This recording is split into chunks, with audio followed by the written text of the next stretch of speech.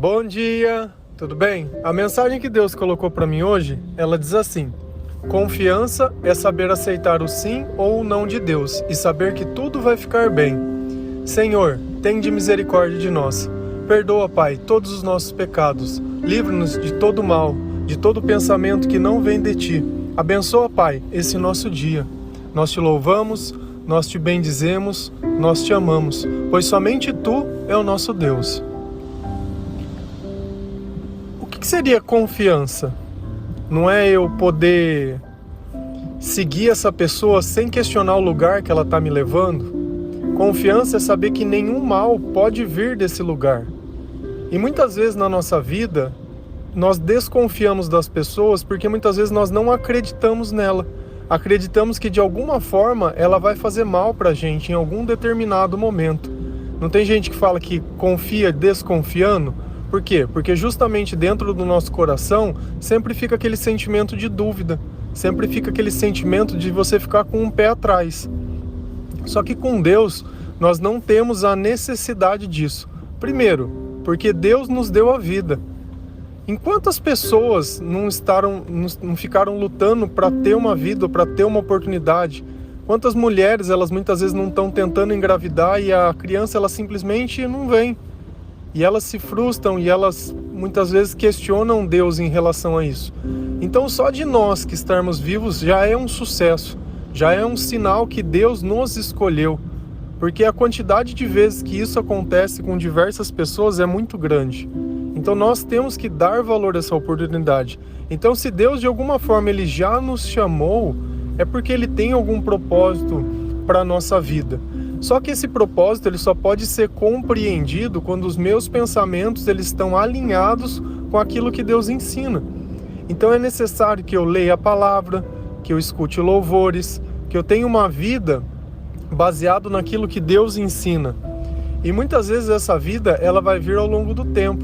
Ela não vai vir porque eu quero tê-la, mas porque eu busco tê-la. A fé ela vem pelo ouvir. Então é necessário que todos os dias nós buscarmos ficar mais perto de Deus, ficar mais perto do reino de Deus e de tudo aquilo que Ele promove. Só que a questão é que muitas vezes a gente pede a gente ora.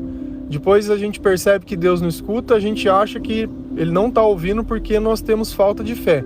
Nós procuramos uma outra pessoa e pedimos para aquela pessoa orar. De repente nós percebemos que também não acontece. E aí nós vamos escalando, sempre achando que o problema não é o que a gente está pedindo, mas se Deus está a fim de fazer aquilo que a gente pede. Você acha que se Deus estivesse dentro do propósito, você deveria estar pedindo ou sofrendo por aquilo? E isso não quer dizer que não vá acontecer. Muitas vezes quer dizer que não vai acontecer agora. Entendeu? Então, nós temos que ter plena consciência e convicção que quando a gente confia em Deus, a gente segue sem questionar, sabendo aceitar o sim ou sabendo aceitar o não. Porque a nossa transformação, ela veio por meio de Deus. Você imagina, a pessoa que ela vive sem essa sabedoria no meio dela, ela é uma pessoa que muitas vezes ela vai viver frustrada, ela vai viver amargurada, ela vai viver com dores, ela vai viver com uma noção de que a vida não é boa. Simplesmente porque ela não sabe. É a mesma coisa, vamos pensar que você está com fome e você pediu a comida em algum lugar. Você sabe que de repente não vai ser em 5 minutos, em 10 minutos, em 15 minutos, em 20, mas em 25 a comida chega. E você vai se satisfazer e você vai comer. Isso é importante. Dentro da nossa vida, muitas vezes o tempo de Deus, a gente está alinhado com esse tempo, ele dá uma certeza e dá uma tranquilidade, que às vezes esperar um pouquinho mais vai trazer aquilo para a minha vida. Só que, para e pensa um pouco, você percebe que muitas vezes a gente quer um caminho mais fácil. E aí a gente nota, por exemplo, eu ando de bicicleta às vezes em alguns lugares e você percebe que em lugar que é encruzilhado, que é alguma coisa, as pessoas vão lá e colocam determinados tipos de alimentos ou colocam alguma coisa. Para mim aquilo significa o quê? Dentro da minha crença só existe um Deus e só existe um Senhor. Aquilo para mim não significa nada. É um simples alimento. Para outras pessoas, elas podem depositar a fé e a confiança dela que aquilo vá trazer alguma coisa, porque de repente, dentro do tempo de Deus, ela não soube esperar. Então ela quer tentar acelerar o tempo.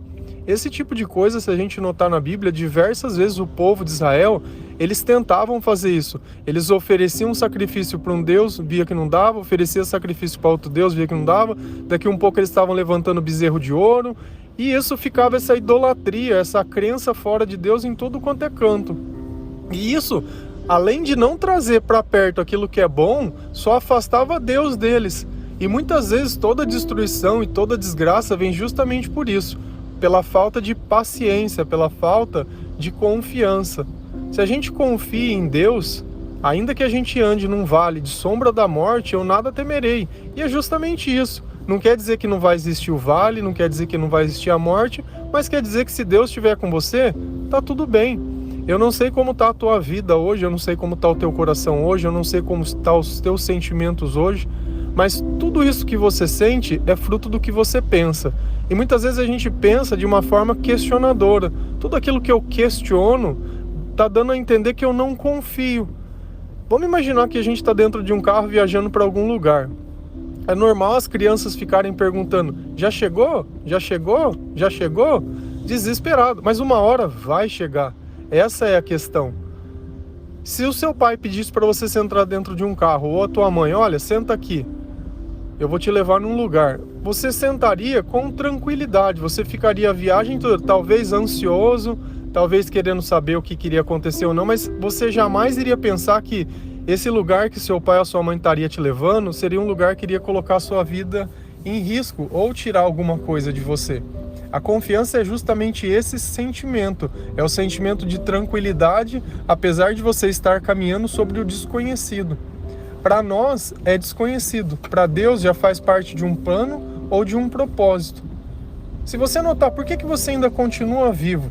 Você percebe que tem pessoas que a gente conheceu ao longo da vida que de repente, dentro de um acidente, dentro de uma doença, dentro de uma fatalidade ou dentro de alguma coisa, essas pessoas elas perderam as suas vidas. E você continua aqui, recebendo a mensagem, buscando, muitas vezes com um sentimento que não sabe por que está vivo, com um sentimento de morte, sentimento de tristeza, de decepção, de amargura. Mas todos esses sentimentos, eles somem a partir do instante que, para mim, vamos imaginar que a partir de hoje, tanto faz o que for acontecer.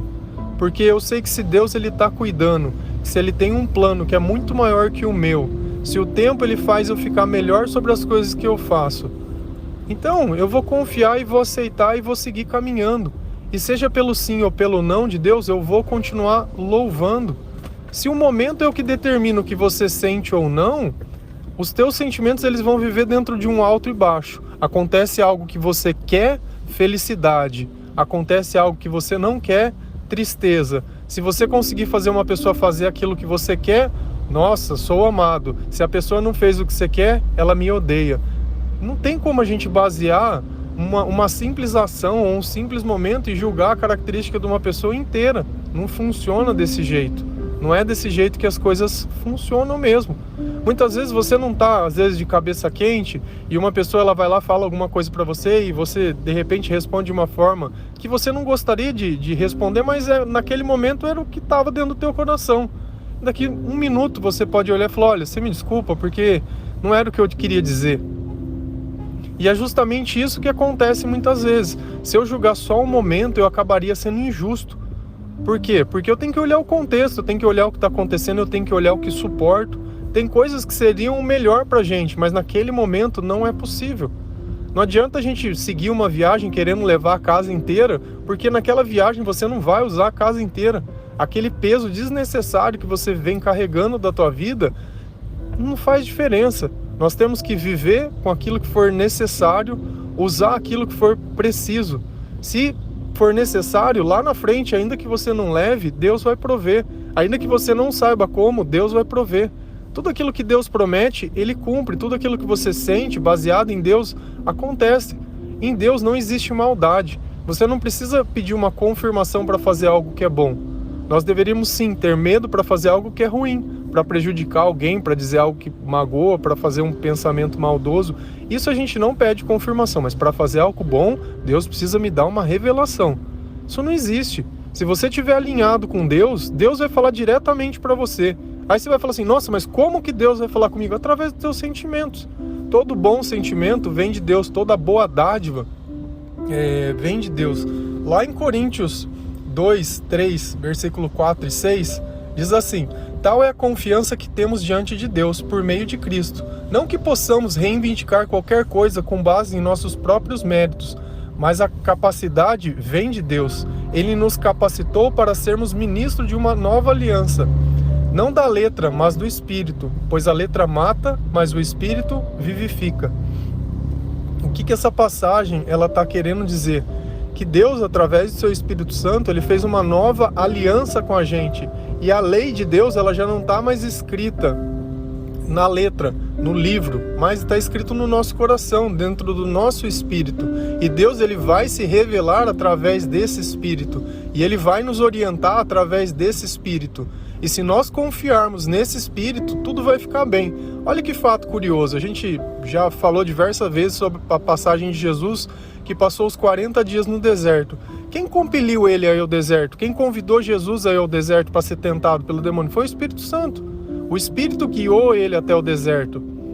E ainda que o demônio estivesse lá, a palavra de Deus sempre estava na boca de Jesus. Por isso é necessário a gente conhecer a Bíblia, porque são diversas as tentações que vão existir na nossa vida. Muitas vezes as pessoas elas vão querer usar a palavra de Deus para tentar te obrigar a fazer alguma coisa. E era esse o método que o demônio usava contra Jesus. A palavra de Deus para tentar obrigar ele a fazer.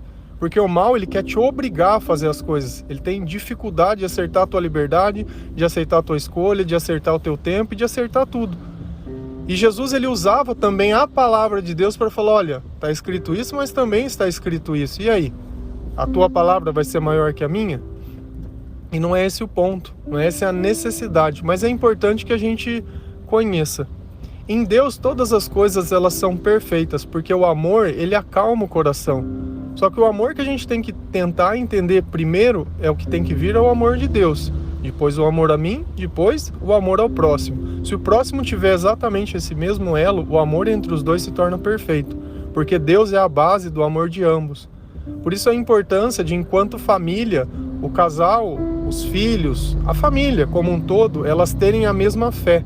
Você quer dividir uma família, você coloca ela, ainda que ela seja cristã, mas um católico e um evangélico. E eles não vão orar junto, eles vão ter crenças diferentes, vão fazer coisas diferentes, pensamentos diferentes, doutrinas diferentes.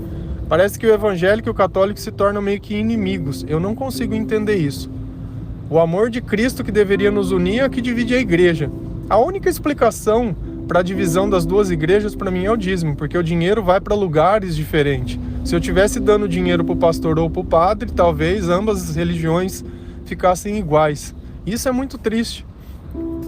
Porque a gente acabou misturando essa vida com a vida de Cristo. E não tem nada a ver com essa vida. O reino que Deus prega, que a Cristo veio anunciar, é um reino eterno. É um reino que não faz parte dessa vida nem desse mundo. Mas nós sempre sabemos que esse reino existiu porque a ansiedade que a gente sente, a saudade que a gente sente, muitas vezes não tem alguém perto ou um motivo aparente, é muito claro que nós estamos sentindo falta de uma vida que não é dessa vida.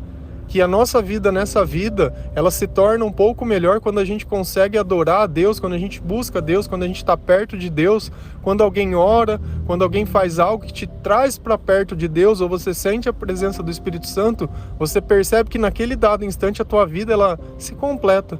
Então pouco faz o antes, o depois ou o agora, porque tudo se completa ao lado de Deus. Tudo vai ficar bem. Tudo vai ficar bem. O que a gente precisa é aceitar que vai acontecer o que tiver que acontecer. Nada que você pudesse ter feito iria mudar o que tivesse que ter acontecido e da forma que tivesse acontecido. Não cria esse paradigma da arrogância, achando que você poderia mudar o passado e que se você tivesse tomado outras escolhas, o que aconteceu é o que tinha que acontecer. Você acha que Jesus, quando ele escolheu Judas, ele se arrependeu? Falou, puxa vida, eu não devia ter escolhido Judas, olha o que ele fez, ele me traiu. Se eu tivesse escolhido outro, eu não teria sido crucificado. Se Deus não tivesse sido crucificado, as profecias de Isaías não teriam sido cumpridas, nós não teríamos recebido o Espírito Santo, nós não teríamos visto a ressurreição de Cristo e hoje nós não teríamos essa fé que nós processamos hoje, porque ele seria apenas mais um homem que morreu como tantos outros. Se a gente parar para notar, justamente a obediência de Cristo, de Moisés, de Davi, de tantos exemplos que a gente tem que a gente percebe que essa mensagem conseguiu chegar até hoje. É por amor, é por obediência, é por colocar a vontade de Deus acima da nossa vontade. É de que a gente achar que a gente merece um descanso. De Deus não tem descanso. Porque se a gente está vivo todos os dias é porque nós dependemos dele. Amém? Um bom dia, que Deus abençoe cada um de vocês, que essa mensagem possa tocar o teu coração, tocar o teu espírito, acalmar a tua alma. Confie em Deus, que é o melhor das pessoas que você pode confiar. Se você não está se sentindo muito bem, ora. Abre mão de outros deuses, de outras confianças. O único intermediador que a gente tem é Jesus. Se você ir lá em Timóteo, você vai notar muito bem claro, se eu não me engano é Timóteo 1, ele vai dizer exatamente isso. Nós não temos outro intermediador entre os homens e Deus a não ser Jesus Cristo. Se você colocar a sua confiança nele e a saber aceitar o sim ou não de Deus, pode ter uma certeza, tudo vai ficar bem. Amém? Bom dia.